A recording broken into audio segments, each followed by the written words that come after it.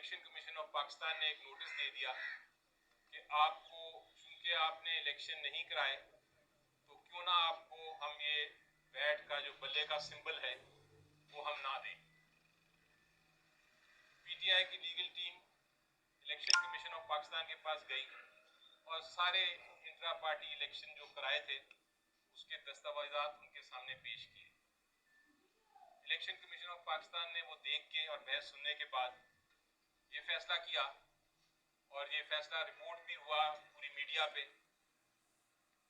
अगले दिन और उस दिन भी, कि हम सेटिस्फाइड हैं। इलेक्शन कमीशन ऑफ पाकिस्तान ने कहा हम सेटिस्फाइड हैं, हम मुतमईन हैं कि आपने ये इलेक्शन कराया था, इसलिए हम ये अपना नोटिस जो है वो वापस लेते हैं।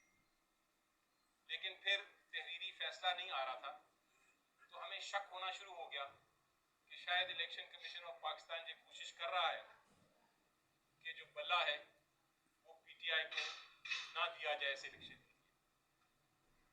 और वो जो शक था वो यकीन में तब्दील हो गया जब इलेक्शन कमीशन ऑफ पाकिस्तान ने तहरीरी फैसला कर दिया।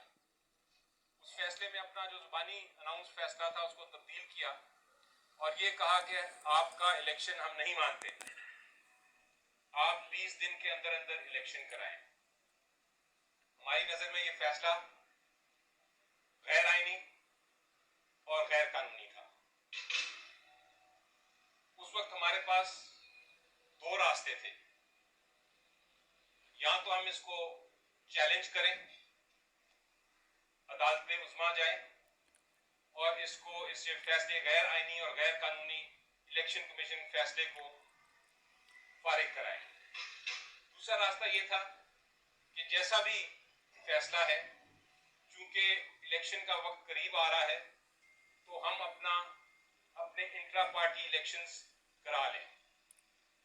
जब ये पीटीआई की लीडरशिप के सामने ये मामला आया तो हमने ये फैसला किया कि हम दोनों रास्ते अपनाएंगे, अपील भी करेंगे और उसके साथ साथ हम इंट्रा पार्टी इलेक्शंस पीटीआई के भी कराएंगे। मेरी कल इमरान खान साहब से मुलाकात हुई और उसमें ये जो लीडरशिप की तजवीज़ थी वो उसके ऊपर मुशावरत की उनके साथ, और फाइनली उन्होंने ये प्रूव कर दिया। उन्होंने कहा कि फौरन इंट्रा पार्टी इलेक्शंस आप कराएं कानून के मुताबिक, अपने आइन के मुताबिक, और इलेक्शन कमीशन ऑफ पाकिस्तान को कोई बहाना ना दें कि वो बल्ला पीटीआई को ना दें। तो ये तो पहला फैसला हो गया। कल मैंने फिर शाम को जब मीटिंग की लीडरशिप से, तो आज फैसला मैं आपको सुना रहा हूं कि इंट्रा पार्टी इलेक्शंस हम हफ्ते के दिन, इस हफ्ते, इसी हफ्ते सैटरडे को हम ये इलेक्शंस कराने जा रहे हैं। दूसरा मामला एक बड़ा अहम गर्दिश कर रहा था, मुख्तलिफ फोरम्स पे उस पर तबसरे हो रहे थे, और वो ये थे कि क्या इमरान खान साहब चेयरमैन का इलेक्शन, ये इंट्रा पार्टी इलेक्शन जो होने जा रहा है, इसमें क्या इमरान खान साहब चेयरमैन का इलेक्शन लड़ेंगे या नहीं। जब इससे पहले मेरी मुलाकात हुई थी इमरान खान साहब से जेल में, तो उन्होंने कहा था जो मेरी कानूनी टीम है, आप मुझे दो मशवरे दीजिए। पहले ये कि क्या मैं ये इलेक्शन कानूनी तौर पे लड़ सकता हूं कि नहीं, और दूसरा कि अगर मैं लड़ सकता हूं तो क्या खतरात नजर आते हैं आपको, क्या खतरे हैं कि पीटीआई को जो इलेक्शन है उसको इलेक्शन कमीशन ऑफ पाकिस्तान फिर भी कलअदम करार दे देगा, सिर्फ इस वजह से कि मैं इलेक्शन में हिस्सा ले रहा हूं।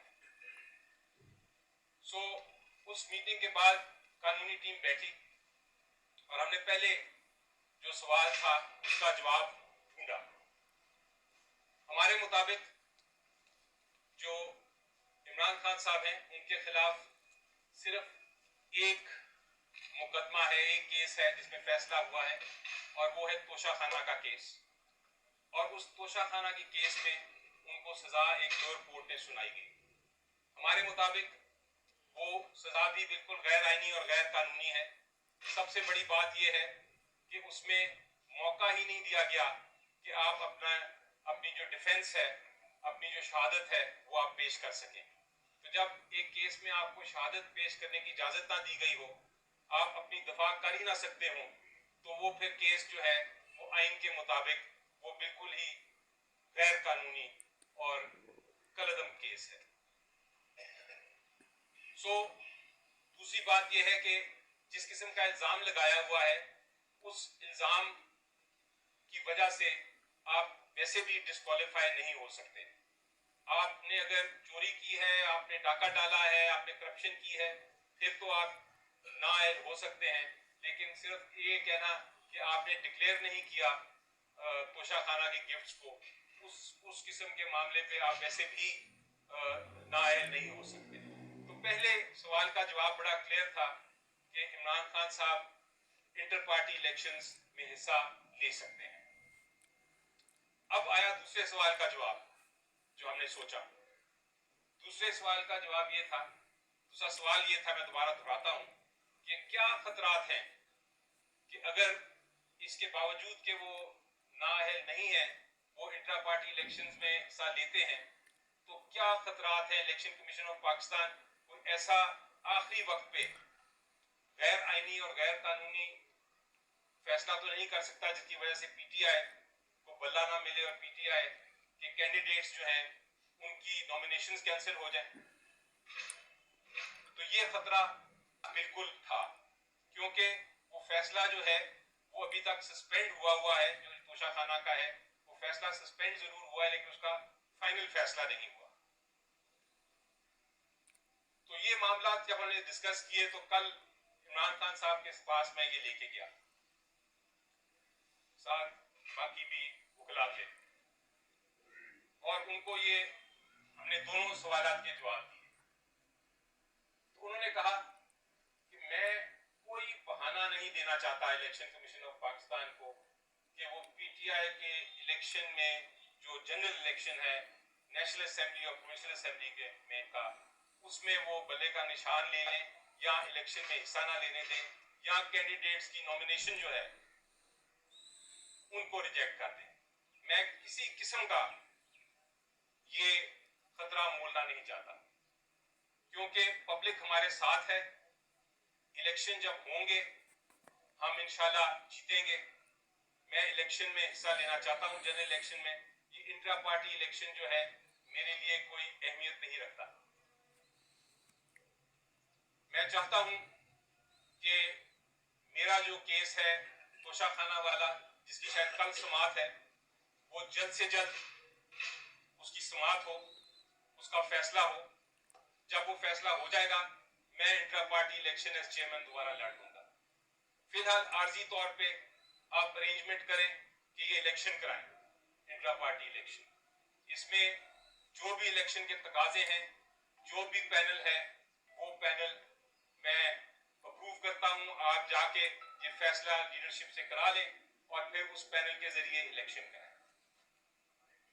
तो ये दूसरा उनका फैसला कल मैंने रखा सीनियर लीडरशिप के पास, और वो सीनियर लीडरशिप ने वो भी अप्रूव कर दिया। इलेक्शन जो है इंट्रा पार्टी इलेक्शन, वो आर्जी तौर पे इमरान खान साहब जब तक इनका तोशाखाना के केस का फैसला नहीं होता वो ये इलेक्शन नहीं लड़ रहे। अब तीसरा सवाल आया। तीसरा सवाल ये आया कि उनके नॉमिनेटेड पैनल पे कौन कौन होंगे, क्योंकि कैंडिडेट्स जो है इंट्रा पार्टी इलेक्शंस के वो कौन कौन होंगे। उसके ऊपर मुख्तलिफ लोगों की के नाम आए, डिफरेंट अपॉइंटमेंट्स हुई, और ये भी नाम आया फाइनली कि चेयरमैन उनका नॉमिनेटेड केयरटेकर चेयरमैन कौन होगा, यानी जब तक कि वो अपना इलेक्शन नहीं लड़ते इंट्रा पार्टी चेयरमैन के लिए वो कौन होगा। बहुत से कदावर शख्सियत के नाम सामने आए, लेकिन फैसला ये किया गया कि वो जो कदावर शख्सियत हैं वो मुस्तकिल ओहदे संभाले हुए हैं पार्टी के, वो आर्जी ओहदे, उनको आर्जी ओहदा देना मुनासिब नहीं है। इसलिए हमें कोई ऐसा शख्सियत चाहिए जो कंट्रोवर्शियल ना हो और जो केयर टेकर मोड का ये आर्जी तौर पे ये जो अरेंजमेंट है उसका किरदार अदा कर सके। तो अब जो मैं नाम जो उन्होंने सिलेक्ट किया और जो नाम मैं लेने लगा हूं वो एक ऐसी शख्सियत है जो कि कदावर तो हैं लेकिन वो टेम्पररी अरेंजमेंट के लिए बिल्कुल मुनासिब है। और उनकी नॉमिनेशन से आपको पता चल जाएगा कि ये कोई -1 फॉर्मूला नहीं है, ये कोई कू नहीं है, ये इमरान खान साहब के अपने नॉमिनी हैं और ये एक आर्जी तौर पे जो अरेंजमेंट हम कर रहे हैं उसके मुताबिक मुनासिब है। ये जो र्यूमर्स चल रहे थे कल के या उससे पहले भी कि कोई -1 हम करेंगे, बिल्कुल नहीं।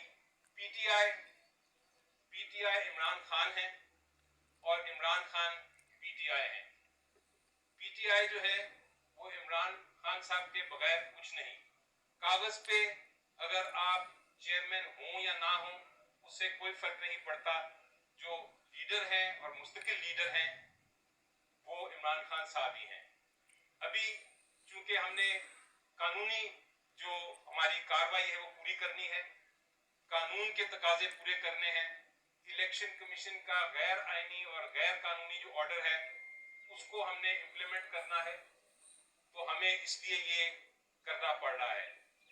और अब मैं आपके सामने वो नाम लेता हूं जो इमरान खान साहब ने नाम बताया, वो है बैरिस्टर गौहर साहब।